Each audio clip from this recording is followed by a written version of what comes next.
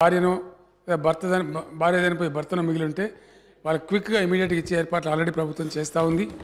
మిగిలింది పాల బకాయిలు కానీ వారు ఏదైతే చెప్పినరో ఆ కన్సర్న్ మినిస్టర్ గారు కూడా నోట్ చేసుకున్నారు. డెఫినెట్గా దాన్ని ఈమని చెప్తాము. మరొకటి ఏదైతే గల్ఫ్ అని వారు అన్నారో 100% దాన్ని సానుభూతితో పరిశీలించి ఒక పాలసీ ఏర్పాటు చేయడానికి భవిష్యత్తులో ప్రయత్నం చేస్తాం అధ్యక్ష.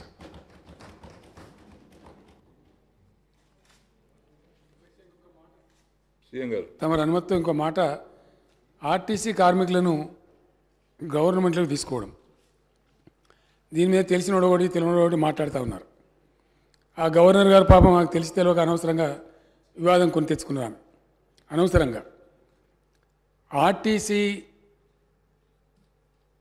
పెట్టిందే ప్రజలకు ప్రజా రవాణా ఉండాలని చెప్పి అధ్యక్ష. సరే, క్రమేణా కాలక్రమంలో ఆ సంస్థ నష్టాల్లో కూరుకుపోవటం ఎంత జరుగుతూ వచ్చింది. నేను కూడా ట్రాన్స్పోర్ట్ మినిస్టర్గా పనిచేసిన అధ్యక్ష. నేను పనిచేసిన రోజుల చాలా డెడికేటెడ్గా పనిచేసి, నేను మినిస్టర్గా బాధ్యత తీసుకున్న రోజు ఆనాటి ఏపీఎస్ఆర్టీసీ 14 కోట్ల నష్టాలలో ఉండే అధ్యక్ష. ఆ 14 కోట్ల నష్టాలను పూడుస్తూ వివిధ రకాల ప్రక్రియలు అక్కడ ప్రవేశపెట్టి మరొక 14 కోట్ల రూపాయల ఆదాయం తెచ్చినాం అధ్యక్ష ఆర్టీసీకి. అంటే తమను పూడ్చగలిగితే, శక్తి సామర్థ్యాలు ఉంటే నష్టాన్ని పూడ్చవచ్చు.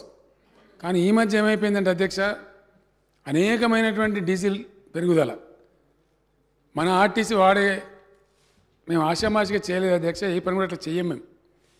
గతంలో ఆర్టీసీ కార్మికులు సమ్మె చేశారు, మమ్మల్ని గవర్నమెంట్లో తీసుకోమన్నారు. మేమేం చేసినామంటే మీకు తగిన డబ్బులు ఇస్తాం, మీరు నడపండి, లాభాలు తీసుకొచ్చే ప్రయత్నం చేయమని ఒక బెస్ట్ ఐపీఎస్ ఆఫీసర్ని అక్కడ ఎండీగా వేసి, మనం మంచి అనుభవం ఉన్నటువంటి బాజిరెడ్డి గోవర్ధన్ గారిని చైర్మన్గా వేసి విశ్వ ప్రయత్నాలు చేసినారు వాళ్ళు కూడా.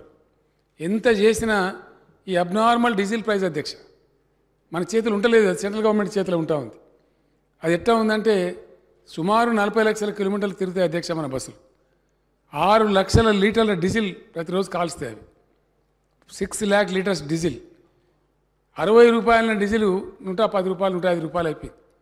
అమాంతంగా 45 రూపాయలు పెరిగితే రోజుకు 2.5 కోట్ల రూపాయలు డీజిల్ మీద నష్టం వస్తూ ఉంది అధ్యక్ష.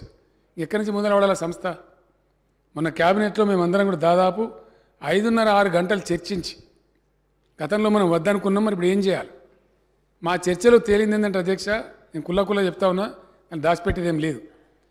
ప్రజలకు రవాణా సదుపాయం కల్పించడం ఏ ప్రజాస్వామ్య ప్రభుత్వానికైనా ఒక సోషల్ ఆబ్లిగేషన్. మరి ఆర్టీసీని తీసేయడానికి లేదు. ఆర్టీసీ బెస్ట్ స్కిల్ ఉన్న సంస్థ, జీరో యాక్సిడెంట్ ఫ్రీ ఉండే సంస్థ, ప్రయాణికులను క్షేమంగా చేరవేసే సంస్థ. మనమే లక్షల కొద్ది పాసులు ఇస్తూ ఉంటాం విద్యార్థులకు, మరొకలకు. మరి అది మంచి సదుపాయం. ప్రజలు కూడా బస్సు ఉండాలని కోరుకుంటారు తప్ప పోవాలని కోరుకోరు. మరి ఇప్పుడు ఏం చేయాలి? ఆ సంస్థగా మనగడ సాగించే ప్రయత్నం లేదు. ఇంకా ప్రభుత్వమే సాకాలి, ప్రభుత్వమే సాధాల్సిందే. వాళ్ళు చేయలేరు. వాళ్ళ కాలికి మస్తు ప్రయత్నాలు చేసినారు. గోవర్ధన్ గారు, ఆ ఎండీ గారు చాలా ప్రయత్నం చేసినారు.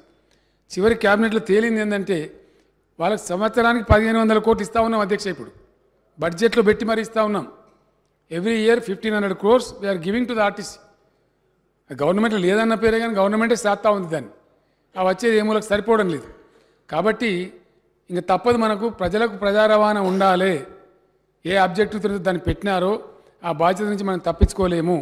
తప్పకుండా ఉండి తీరాలి. కమాన్ ప్రభుత్వంలోకి తీసుకుందాం. ఆ కార్మికులకు పాపం భద్రత వస్తుంది, వాళ్ళకి చిక్కులని పోతాయి. ఆ విధంగా చాలా బాగుంటుందని మేము భావించి మన క్యాబినెట్లో ఫైనల్ డెసిషన్ తీసుకున్నాం. వద్దన్న వాళ్ళు ఇప్పుడు ఎట్లా తీసుకున్నారని మాట్లాడే పిచ్చి వాళ్ళు కూడా ఉన్నారు బయట. వాళ్ళతో సంబంధం పెట్టుకోలే. ఏ పని చేసినా గవర్నమెంట్ ఒక బాధ్యత ఉంటుంది, ఒక లోతైన దృక్పథం ఉంటుంది, ఒక పరిశీలన ఉంటుంది. దాని మీద స్టెప్ తీసుకుంటాం. ఈ సగం ఎందుకు, బయట మేనేజ్మెంట్ ఎందుకు? మనమే ప్రభుత్వమే డబ్బులు పెట్టి ఇంకా కొంచెం దాన్ని స్పీడ్ చేసేటట్టు 10 రూపాయలు ఎక్కువ ఇచ్చేటట్టు కూడా చేద్దాం. మంచోళ్ళకి 2 ఐఏఎస్ ఆఫీసర్లను పెడదాం, యంగ్ ఆఫీసర్లను పెట్టి బాగా పనిచేద్దామనే ఉద్దేశంతో ఆ నష్టాలు ఎట్లాగో భరిస్తున్నాం కాబట్టి అనవసరంగా అక్కడ ఎందుకు, అకౌంట్స్ మన దగ్గరికి వస్తాయి, మొత్తం బాగుంటుందని చెప్పి నిర్ణయం చేసినాం. కొంతమంది ఎంత దుర్మార్గంగా అంటే అధ్యక్ష, ఇంత నీచులు కూడా ఉంటారు రాజకీయాలలో. ఆర్టీసీ ఆస్తుల మీద కన్నేసినామని మాట్లాడతారు. ఇంతకన్నా దౌర్భాగ్యం ఉంటుంది అధ్యక్ష, ఇంతకన్నా దరిద్రం. ఏం చేసినా ఒక అడ్డంపుడు మాట్లాడతామంటే ఇదే దుఃఖం కలిగించేది అధ్యక్ష. ఇంత బాధ్యతాయుతంగా పనిచేసే ప్రభుత్వం ఆర్టీసీ సేవలు పెంచుతాం, ఆ బస్టాండ్లను ఇంకా బ్రహ్మాండంగా చేస్తాం, మోడర్నైజ్ చేస్తాం, సౌకర్యాలు పెంచుతాం, ఇంకా అవసరమైతే ఇంకో 10 ఎకరాల జాగా తీసుకుంటాం. ప్రభుత్వ పరంగా ఎన్ని డిపోలు కట్టిస్తున్నాం అధ్యక్ష? ఇప్పుడే అక్బరుద్దీన్ ఓవైసీ గారు అడిగినారు బండ్లగూడలో నాకు బస్ డిపో కావాలని చెప్పి. ఎందుకు అడుగుతున్నా? అక్బరుద్దీన్ పర్సనల్ ఏం లేదు అక్కడ. ఆ ప్రాంత ప్రజలకు ట్రాన్స్పోర్ట్ ఫెసిలిటీ కావాలా. His idea is his constituency people should get good facility. Definitely government will take up. దానిలో ఏమవుతుంది, ఇంకా అదనంగా జాగాలు సమకూరుస్తాం. అभी बोले थे अकबर भाई कि हम औकाफ ज़मीन का है, वहाँ से नो ऑब्जेक्शन लेके वहाँ एक सारी चीज़ बना सकते बोले. ऐसा और ज़मीन हम आरटीसी को देंगे, देते ही जाएंगे. उस संस्था को बढ़ा लेंगे. वो अपना संस्था है, अपना घर का बच्चा है, उसको कैसे मार देते? సో ఇట్లా దుర్మార్గం మాట్లాడే ఈ చిల్లరగాల మాటలని కాదు. ప్రభుత్వం అంటే ప్రభుత్వానికి బాధ్యత ఉంటుంది. సమాజానికి మేము జవాబుదారులము.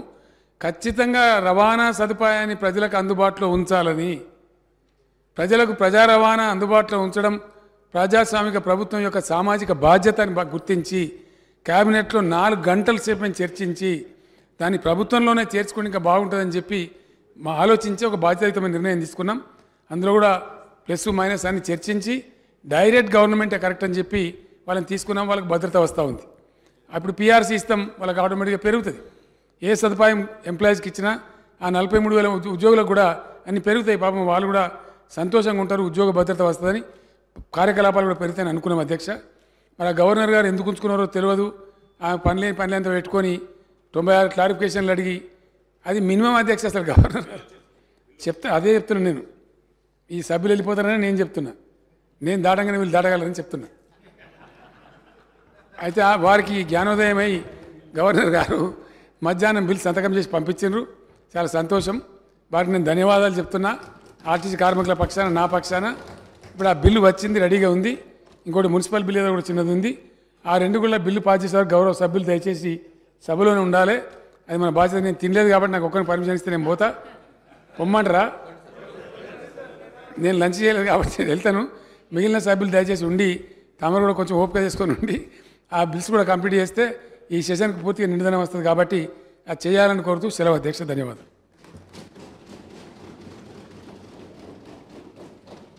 Reply by Honorable Chief Minister on short discussion. Telangana state formation progress achieved in the town state is over. Supplementary agenda issued. Government bills will be taken up. Minister for Legislative Affairs, please move the motion for suspension of the rules. Speaker sir, on behalf of Minister for Transport and Minister for Municipal Administration and Urban Development, I beg to move that sub-rule 4 of Rule 9